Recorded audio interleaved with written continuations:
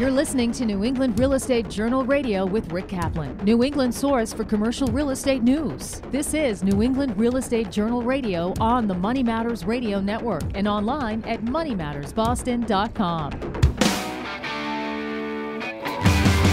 Welcome to the New England Real Estate Journal Radio Show. I'm Rick Kaplan with Eric Wilson. Good afternoon, Eric. Good afternoon, Rick. Thanks for having me. I have no choice. I have to have you. We made it into the studio, even though we've been having all this terrible weather out there. Yeah, we haven't been in the studio in a long time, too. I feel like it's been like a month. Yeah, we've been doing a lot of on-site shows. A lot of location shows. And Dave has been loving that because he hasn't been able to see us. Right. But we have in the studio with us is Chris Raveis from, he's the managing partner of Raveis Marketing Group. Raveis Marketing Group. You don't have it on the top of your page? I do, but right. Just wanted to make sure. It was initials, Eric, and we want to find out what makes Raveis Marketing Group unique from the other marketing groups that are out there, and a little bit about how your team works. Well, we call it the Raveis Difference, and essentially what we have in what we've worked on for the past 40 years is really being a very entrepreneurial company. And always we've grown significantly as a real estate entity. We're in 7 states now with 110 offices, and we're always striving to continue to elevate what we're doing. So in the Boston market, getting into the development business and the marketing side of that business was really critical for us. So in working backwards, outward in, we figured, okay, well, how can we be successful in this business, and what do we have to do to differentiate ourselves from the competition? And what we found was, the backdrop of a big company that has a lot of resources that we can tap into was not necessarily seen out there in the marketplace.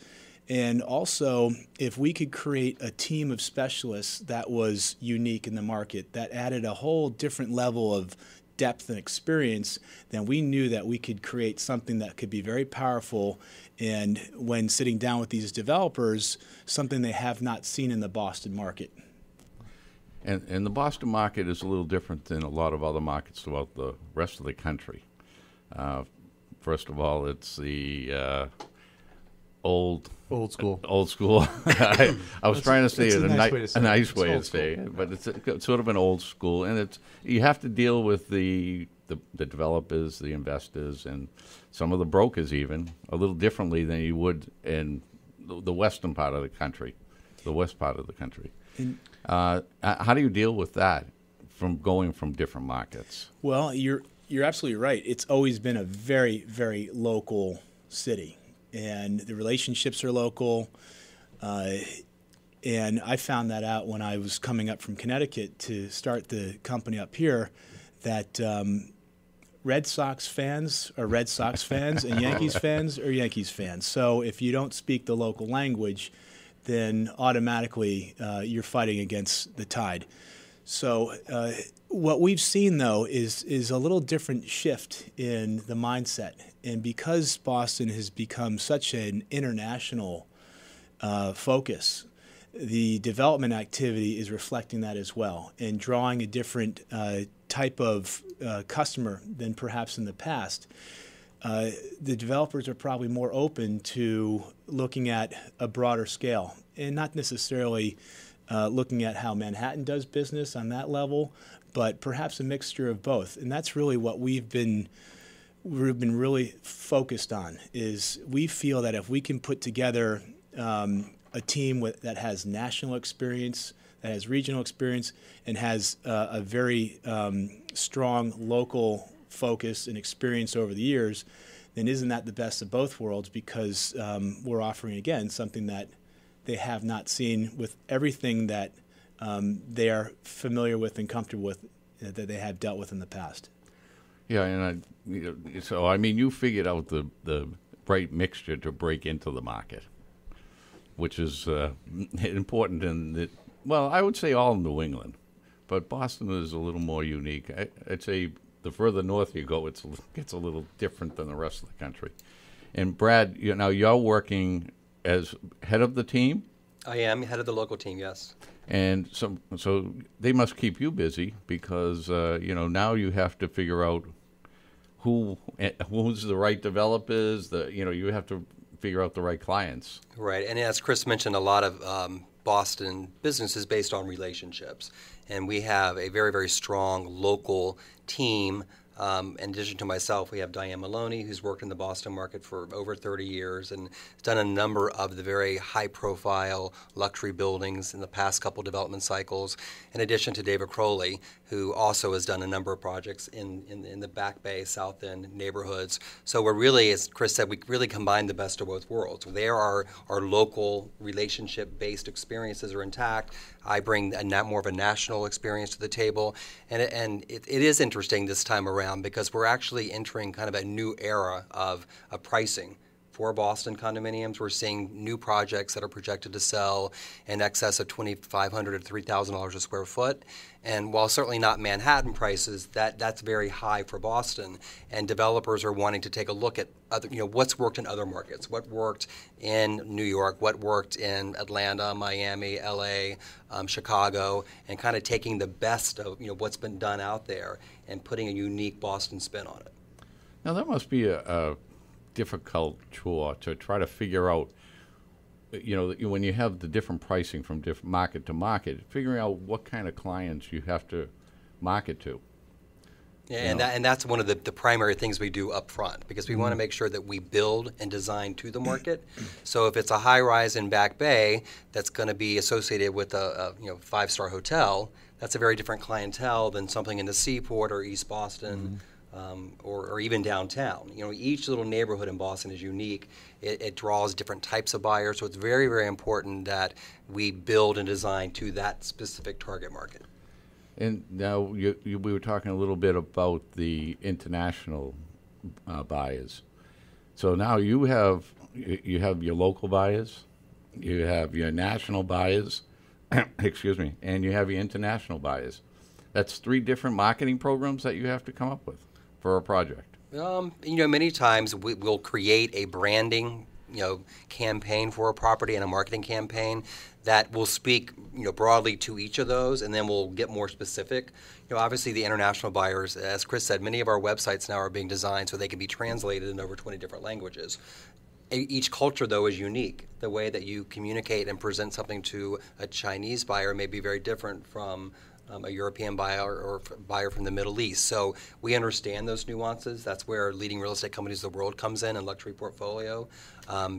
They arm us with the ability to market our properties internationally.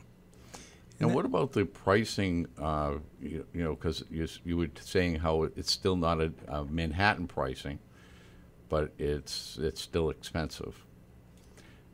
What happens is obviously the shortage of real estate, costs have to go up if there's a demand. And I see that happening in Boston until some of these other developments start building. So is that changed the whole picture of things?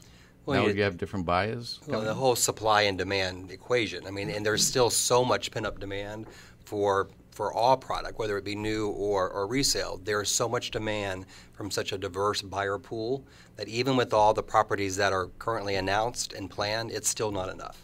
So with that, we expect prices to continue to increase. Right now, we are the city of Boston and the submarkets within it only have a 2-month supply of inventory, which is extreme.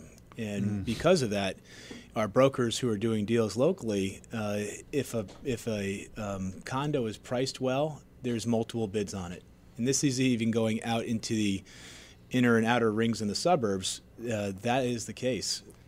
That's not a bad marketing theme, though. When you have supply and demand. Well, we have so many industries that we cater to. The medical, law, bio. Pharmaceutical. Those are big money jobs that those people have. So I would always assume that Boston, the more industry. Now we're bringing in technology to go to this, financial and Seaport.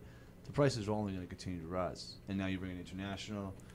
we will be like Manhattan, maybe Manhattan in the 80s, maybe in the next 10 years. We'll be looking like that, I assume. Because, the more that you bring in, the more industries. That's why I was thinking, when you had earlier mentioned Boston was looking to like Chicago and Atlanta or, L.A., those all maybe have different industries that they cater to as well. So that would be a difference in pricing for each of those. How do you, kind of correlate and figure out, okay, so Atlanta is charging a little bit less. It's the South. Different industries, how does Boston use that in order to figure out what they want to do? Yeah, how do you guys do it? You raised a good point. The average entry level salary for some of the industries you just mentioned is very high compared to other markets. So those young professionals are able to afford more than other markets. But an entry level condo in the city of Boston is going to be much higher than those markets as well. So, and it's very difficult to build in the city now, new construction with any height for less than $1,000 a square foot. So you're going to see, with all the new product coming online, you're going to see average prices continue to increase. I mean, just the fact that it's new, you're putting more new construction into the mix. Right. I think you're going to see prices to continue to increase, and even at the high end of the market. I mean, where we're talking 2,500 to 3,000 a square foot today, we expect that to increase. Well, what about the inventory? Now, if once all these developments are completed, there's going to be so much more inventory added to it. Will that allow maybe the prices to dip a little bit while the inventory is there, or do you think just because there's so much demand, it doesn't even matter? If you look at the properties that are currently on the market today, like CP at Ink Block is close to 80% pre-sold. 22 Liberty in the Seaport, at least that pre-sold. Millennium Tower just opened less than 60 days ago. Don't know exactly what the percentage is, but the word on the street is close to 50% pre-sold. So most of these buildings will be completely sold out before they have their first closing. So it's not that they're going to build buildings and then have a big flood of inventory. Right. They're already sold. All right. So now Raveis Marketing. So I can never move back to Boston. Raveis Marketing Group is stepping in at the beginning process of a development, or even something that's already developed, I guess, and they're looking for a way to market to the public. And when would you really prefer to be involved in a project? Is what my question really is. Well, that's really the beauty of our business model. Like as in Turner Hill, a property that was started years ago, sales kind of stalled out. That we were brought in to totally rebrand and relaunch the sales and marketing effort, to revive a sales marketing effort. So we do that, and we do that really well, and developers look to us to do that. We prefer to get involved in the very beginning when a developer is looking at a piece of land, so we are involved in those decisions about what to build, who the target market is, what services, what finish level, pricing strategy. But again, we're very flexible in our business model, and we can cover both situations very well. So if someone wanted to find out more information about Raveis Marketing Group, where would they get that information? We have a website. It's raveismg.com. So it's a specialized website just for the development community, and from there they can have videos. They can have one of the things that we do extensively is research in the market. So part of the beginning of each project that we work on, we're doing a lot of studies, and we're getting market knowledge. In some cases, we'll run focus groups, and we'll talk to the most active brokers in the community. Being a brokerage company, we have those relationships already in place for our local brokers, and we have a pretty good sense of the market. But to take it to the next level is something that is featured on the website. It's called the Boston Urban Hub Report, and from there you can get a sense of all of the new development projects, where they stand in terms of vacancies and pricing, and a lot of other information that's helpful. So that's directly on your site. Yes. And if they now, Brad, you are the leader of the Boston market, correct? Right. I do. Yeah. Leader of the Boston market. Sounds like something. Or Raveis Marketing Group. Yeah. Yeah. Or just the managing Raveis director Group, of I should say. Raveis Marketing Group. But yeah, so Brad, you have your offices in downtown? My office is in the Back Bay, right on Arlington Street at the Public Garden, and in addition to a Back Bay office of William Raveis Real Estate. And so, as Chris said, you can reach us on the website, raveismg.com, or our office number is 617-648-3985. See, Brad, you're as bad as me. You had to read your phone number. I don't call myself. I have to do that myself. But so if someone contacts the office, you or one of your team would be able to help them with their project that they're putting together. Definitely. And now I also want to. You would work out. I'm sure you work anywhere that someone would want you to pay. They're going to pay you to do the marketing, but you would work outside of the Boston market. We do, and as Chris said, we have we're throughout the Northeast. We just opened an office in Manhattan, and have a counterpart there that's doing the similar type of work. So that's what's great about being with a large company is you can build off synergies within the company. And we can really work throughout the entire New England market. And the nice thing, too, is as William Raveis Real Estate, even starting 40 years ago, operating a company in Connecticut, we've been working with the development community for 30 years. So even much further in advance of Raveis Marketing Group, which was really focused and targeted to Boston and then moving into Manhattan focus. We have a lot of experience with various developers, and a lot of, in Fairfield County, especially Connecticut, there's a lot of hedge funds. And these hedge funds are getting involved with the development activity too. So the crossover of relationships that we've been able to leverage has been significant. So going back to that Raveis difference again, part of the difference is the value of these relationships from a regional perspective, so that some of the people we've done business in the past are looking at projects now in Boston. Yeah. Before we end the interview, I have a question about, and someone brought this up to me the other day, that a lot of the empty nesters, or even some of the smaller families that had purchased the big houses in the 90s and early 2000s, are starting to wanting to unload those houses, move into smaller homes, because it's just easier to maintain. Just they don't need that. Do you see that in the market? We see that every day at Turner Hill. We see people primarily from the North Shore, but really throughout the entire metro market, who've raised their children. They lived in an older home, maybe 5,000, 6,000 square feet. The market to sell that home is improved greatly. So they're able to sell that home and move into a 2,000 to 3,000 square foot condo. Even though it may be freestanding, it's still part of a condo association, so the maintenance is taken care of, and that's what people are looking for.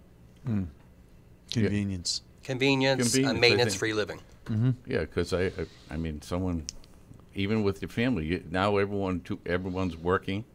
Right. No time to cut the grass, do the flowers. You have no time for the kids, nothing. I'd rather like be playing golf. I'm with you.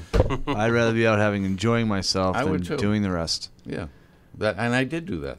You did. Well, that's something we want to continue talking. We have to go to a break. But as soon as we come back, we're talking with Chris Raveis and Brad Horner of Raveis Marketing Group. I just want to make sure I get it right, Eric. You laugh at me. We'll be right back on Money Matters Radio Network. Rick Kaplan and Eric Wilson, right here on the Money Matters Radio Network and online at moneymattersboston.com.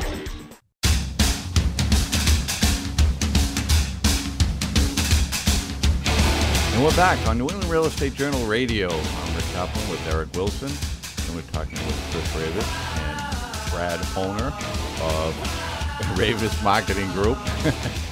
RMG. Is that what they call it for short? RMG, exactly.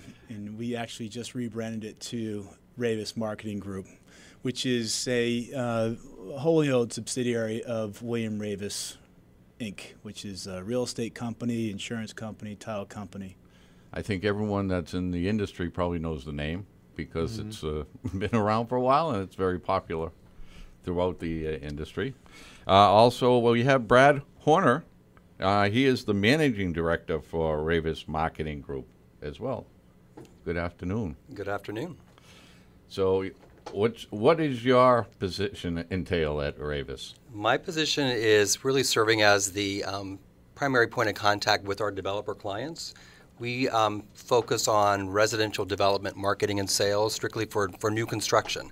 And that can take the shape of a vertical high-rise in the city or single-family out in the suburbs. And basically, you're mainly in the residential part of the industry, correct? Correct. So how is the market so far? And now, you're brand new to the Boston market, right? Well, we, going back to a little history, the company, the parent company, William Raveis, was a company started by my father 40 years ago. And we started to move into Massachusetts from just being a Connecticut company about 12 years ago, really focused on the residential sales side of the business. Boston, we've been active in that business for the last, say, 6 years. A big component of Boston's real estate is the development activity. So we really wanted to focus in on gaining more market share and taking a much more proactive role in winning that developer business. So basically, that's what you're looking for in the area is the developers of, let's say, condominium complexes, apartment complexes. So you must be very busy because there's a lot going on in the city. Well, there's a lot going on, and there's a lot more coming. In Massachusetts, you're correct. Which is very exciting. And that was Mayor Walsh's initiative, right? 50-something thousand new residential homes? Correct. Now, I couldn't tell you the year. I'm not really into the politics side of things, but I do know that part. I do know it's like 50,000 new homes in the next 20 years, maybe? Well, by the year 2030. By the year 2030. Yep. Where are they going to fit it all?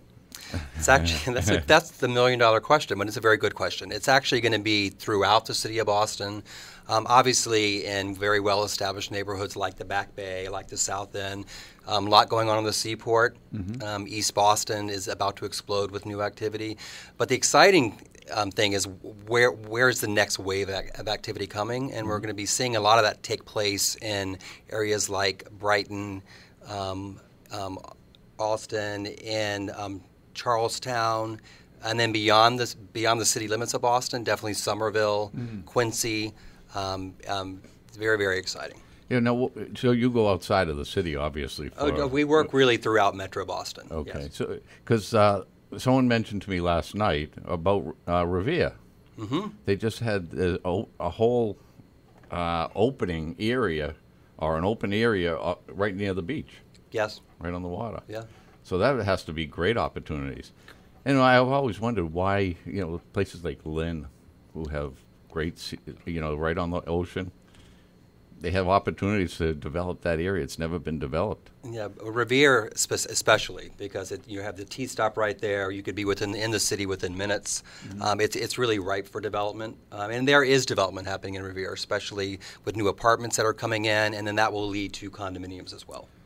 Now, do you find the developer first before they start projects, or are you working with these developers as they go along? Because I know some of them that'll have multiple projects. We actually have a very interesting business model, and I think it's what makes us unique in the Boston market is that we engage with developers in the very beginning when they're actually looking at a parcel of land, deciding what should they build, who should their target market be, should the design of the building be.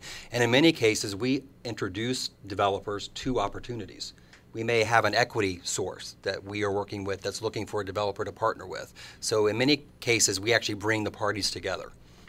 That is kind of unique as far as a marketing company. I mean, you're marketing, but you're also making the relationships. But I would assume that you know what the client wants, whether it's an apartment, whether it's a condo. You know what the market wants. That's what you guys do. My question is, do you see the same? I remember maybe 10 years ago, the condo was the thing. It was everybody wanted a condo. That's what we're living. We're building tons of them. Now it seems like our generation, the millennials, are much more apartment orientated. They like the community, the sharing of the same rooms and stuff like that. Do you see that continuing the trend as apartments, or do you think we'll go back to condos? I think there's always going to be a very strong market for apartment and rental demand in Boston. Mm-hmm. Boston enjoys a very diverse population, from young 20 to 35-year-olds to millennials to working professionals, empty nesters coming back into the city. So there's actually a very healthy market for both rentals and for condos.